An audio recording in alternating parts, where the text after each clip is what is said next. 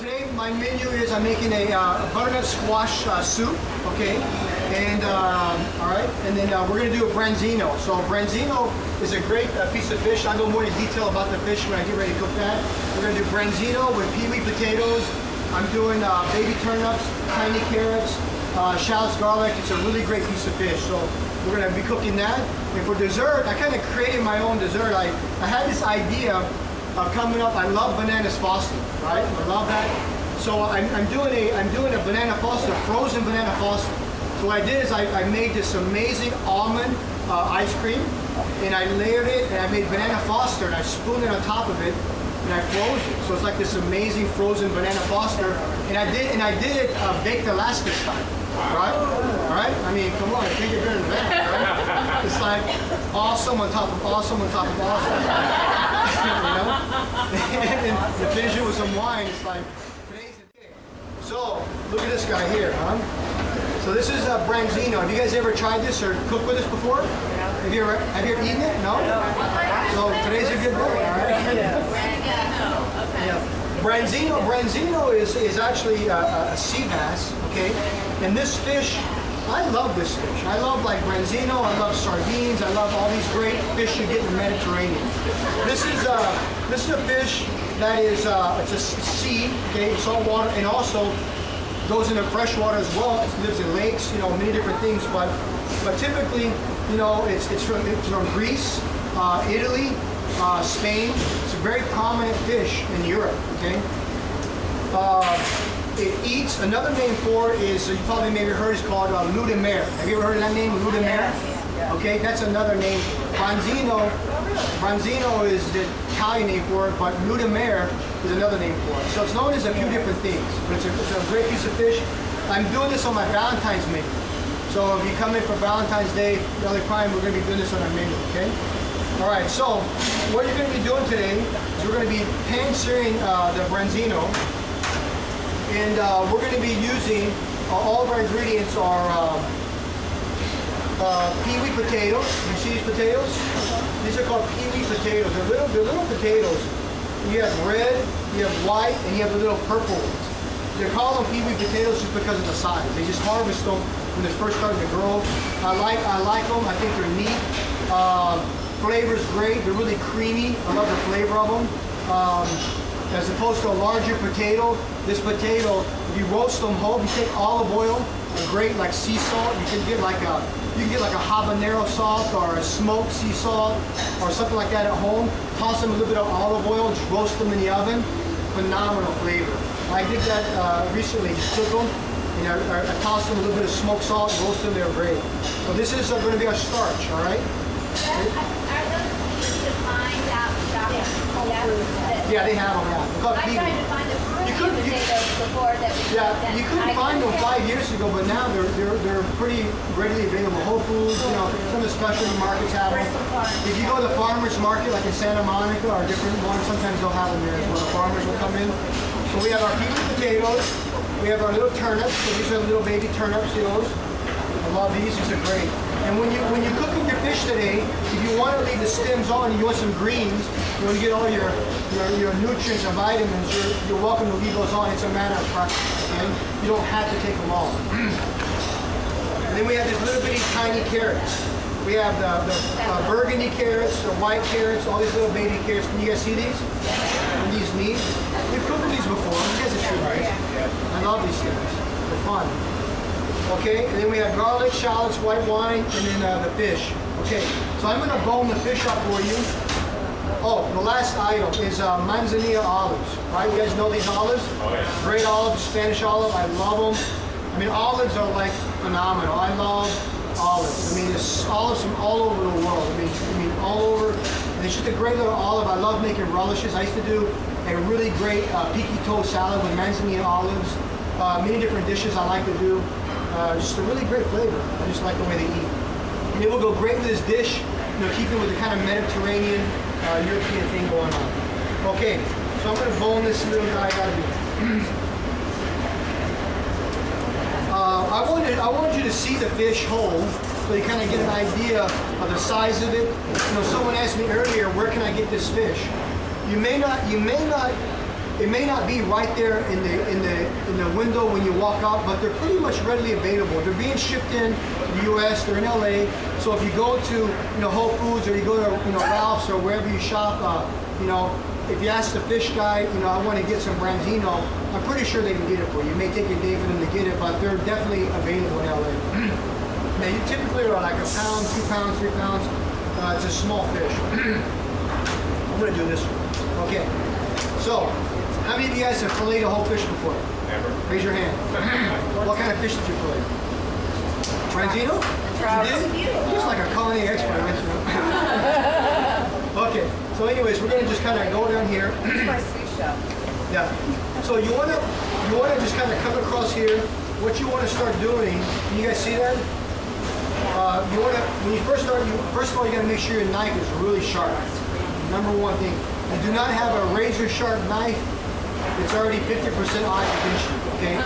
The knife has to be sharp. Safety first. Okay. So you want to have a nice little knife like that, a bony knife. So we're going to go down the back. This is the dorsal fin, right?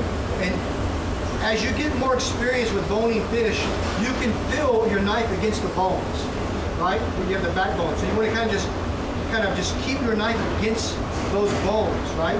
And then you're going to feel the spinal cord. You're going to kind of just go. Can you guys see that? See how it starts to open up just like that? It's like just boom, opening up. So you run your knife, put it through, just kind of come across the tail. So now I've got that fillet right off the bone, right? So now you got your guide. So you want to just take that, and you have the spinal cord right there. So just run your knife against those bones, okay? Right across, and just kind of hold the fish like that. And you can ask your fishmonger to do it. Of course, yeah. But if you want to have some fun and do it at home, challenge yourself, why not? So I'm just going to take that off just like that. And you'll run across these little pin bones here. So you have to just kind of be careful, come across there like that. Okay? Just come up here and take that off like that, okay? So that's really the edible part. So see how they just kind of came right off? That's just a bone. So there's no waste there at all. This is just the rib bones here. So it's got like, you got just a completely good yield right there. So I'm going to trim this off. You're going to trim the belly off anyways, just like that, right? Okay?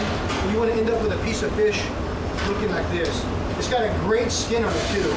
It's a really thin skin. That's what we're looking for, right? Okay, so you're going to have your fish like this. We're going to sear this fish and we're going to keep the skin on, right? I love the skin on. It's a great, way to present the fish. You want to get it really crispy, so we're going to talk about how to crisp that skin up, because trust me, it is not easy, and even the best cooks and chefs still struggle with getting a good crispy skin. It's an art. No scales? No scales. They've already been scaled. I had them scaled. Oh, you had them? Yeah, they're already scaled. Okay, so when you get over there, you're going to get your knife. You want to kind of mark your fish. Okay, so you want to put like one little punch your knife in there, just like that. You're going to go 1, 2, 3, 4, just like that, okay? So you have these 4 little indentions, see that? Yeah. You see that? You know why I do that? That's exactly right. So it doesn't curl up. Okay. Yeah, when you're going to cook fish with the skin on, you want to kind of put a little notch in like that, so when you sear it, it's going to curl up anyways. It's going to curl up a little bit, but then when you put it back down with your spoon, press it back down, it's going to get flat, it'll stay flat, and it'll let you get a really good, nice crispiness to it. If you don't, you might get a pocket in the middle where it's not cooked all over. All right? So we'll talk about that. Okay, so you want your pan to be, this is really important, okay? When you start this process, you want your pan to be hot. You do not want your pan to be smoking. You don't want it burning hot, because we want to get a nice crispy skin. If you put your fish in the pan and it's too hot, then what's going to happen is fish is going to burn before the skin gets crispy. You're going to get charred edges. It's just not going to work. So you really want to start your pan on low, okay? All right? The fish is going to cook and it's going to get crispy. And this one, it cooks really fast, so you're going to cook it on one side and flip it over, it's going to be done. All right. You go skin down first? Skin side down. Always skin side down if you're cooking a piece of fish with skin on. And also, this is, we're calling this pan to plate. Okay, this is my thing, you know. So pan to plate meaning we're using one pan, we're going to cook the whole dish in one pan, and we're going to go right to the plate with it. So we're not using 5, 6 different pans. We're gonna keep all those flavors and just, great technique of cooking. Okay, so what I'm gonna do with my potatoes is this, all right? You wanna make sure you take your potatoes, because we're gonna cook them in the same pan. You wanna just kind of cut them. You can cut them in little circles like this, or you can cut them in this little dices like that, and almost make like a little niçoise kind of style, okay? We wanna just get those potatoes in the pan, and let them start going, okay? All right? Did you know that purple potatoes take longer to cook than the other white potatoes? So you want to put those purple potatoes in the pan right away first, okay? Seconds they're dark. Yeah, they just, the texture of them is just darker and they just have a longer cooking time for whatever reason.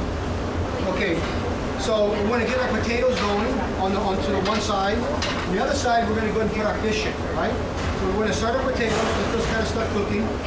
Get a nice roast on them. Okay, so you can cut your potatoes in circles. If you want to cut them in little, like dices, that's fine too. All right, so see how the fish starts to move, it curls up? You mentioned, you see that? Can you guys see that? See how the fish kind of curled up like that? So you want to let it do that, and you want to kind of just push it back down with your spoon like that. Okay? And you'll see that it flattens back out. See that? So it flattens back out. You want to make sure that it's flat, otherwise you're going to get a raw piece of skin in the middle. And make sure you have plenty of oil on the bottom of the pan like that. Okay. So we'll get our potatoes going like this, right? Let those start to go. You're going to get a nice roast on those. And it's going to take a few minutes. Let the skin cook. You want to make sure that you move it around. When you get your pan on the fire, like I said, make sure it's hot, make sure your oil's hot. If the pan is too cold, your fish is going to stick. So you got to get your pan hot, and make sure you pull up the stove. If it's too hot, then put your fish in. Okay. So when you feel the pan, you can feel the heat. That's right. Your hand. That's exactly right. Okay. So we got that going. We're gonna let that go. And the fish shouldn't be like charring and burning. Nice and slow. Okay, that's how you're going to achieve a really good, nice crust on it. So just let it go. Let it do its thing. Okay. All right. So it's sizzling. It's going, and then once it starts to get like white around the edges, then you know it's starting to really cook, okay? And you want to make sure you don't burn it. You gotta be careful, okay? Now the fish is nice and done. So my potatoes are roasting, right? So and you don't want to add, this is really important. You don't want to just go over there and throw all your stuff in there, because you're gonna end up with a lot of burnt vegetables, things like that. This is really important. So I'm not adding my garlic yet. I'm not adding my shallots yet, because they're gonna burn before this process takes place. You gotta get our fish nice and crispy. You gotta make sure our potatoes are done, okay? So see the potatoes how they're starting to bubble through already? You're getting a nice little roast of them. They're gonna be great, okay? And you want your potatoes to get, see how that brown, you get the brown right there on the potato already? See how fast that happens? That's what we're looking for. This is a great piece of fish. You're gonna really enjoy this. Okay, so, we're going. And I've done this, many times in this cooking class. And I love doing this, one pan cooking thing because. Right, so I put my my turnips in there. I'm gonna leave my greens on. I love the greens. You can take them off. If you want to chop them off, chop them off. I'm gonna go ahead and add a little bit of garlic to the pan. Okay, a teaspoon. And I gave you extra shallots and extra garlic. So if you want more garlic or more shallots, it's up to you. Okay. So here we go. So look at my fish. Can you see it? See the fish? That's nice and crispy. So when you turn the fish over, if you touch it with your finger, it's really nice and crispy. That's what you want. All right, you see that? Okay, that's how I want your fish to look. Okay, so we got my garlic, I got my shallots. Make sure you use a wooden spoon. Don't ruin our pans, okay? Wooden spoons are great for stirring all that, okay? So I've got... It gives you a little hot spot in the garlic. That's right. That's right. Exactly. You have to work your pan. So I got my vegetables. I got my potatoes. I'm going to put a little bit of white pepper, a little bit of kosher salt for flavor. Okay. And then let's see what we got. All right. So we got that going. I'm going to deglaze the pan. I have all my vegetables in there. Deglaze with the white wine.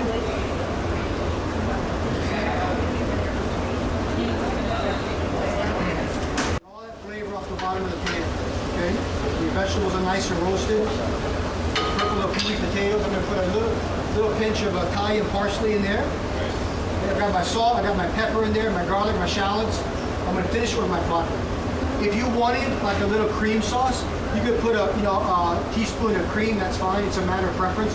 This one I'm not going to do. I'm just doing a butter sauce. So, but if you want to put a little bit of cream inside, it's optional. Okay, so I'm going to go ahead and put my butter in. Okay, there we go. And then I'm going to finish with my olives. So we have our potatoes, our turnips, our fish, olives. Okay, so it's almost kind of like a niçoise type of thing. Okay, so the butter will pull the sauce together. That's what you want, right? It's going to finish the whole deal.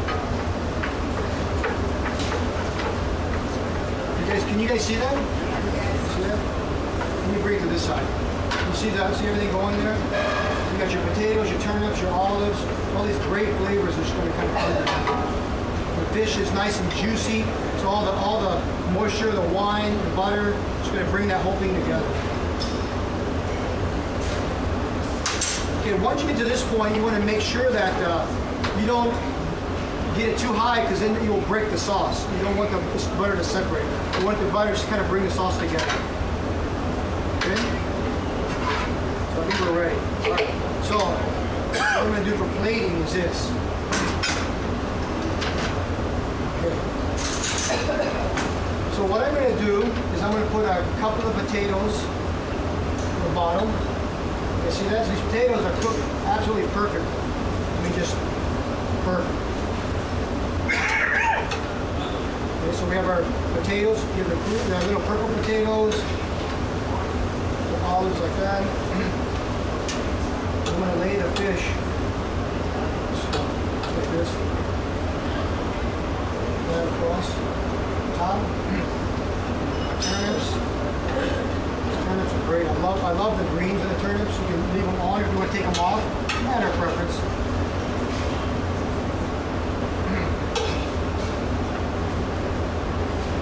Olives like that. You guys see them? These olives are amazing. I love these olives.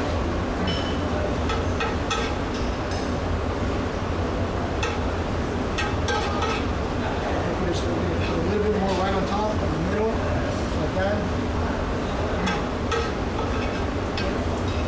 How's that look? Huh? Mouth watering it? Yeah. Okay? And then, you're just going to finish it with the sauce. Just a great piece of fish. Okay? You're going to take your sauce right out of the pan. You want to put just like this. Alright? Right on top, just like that. So you have this amazing white wine, all these great flavors. This is really like a Mediterranean style. That's it. All right, so can you get a good shot of that? Okay, so we're going to head over. You got your aprons. Get your apron, and we're going to head over, and then we're going to go ahead and start. We're all ready to cook over here. So pair up for the teams, and we'll get rocking and rolling.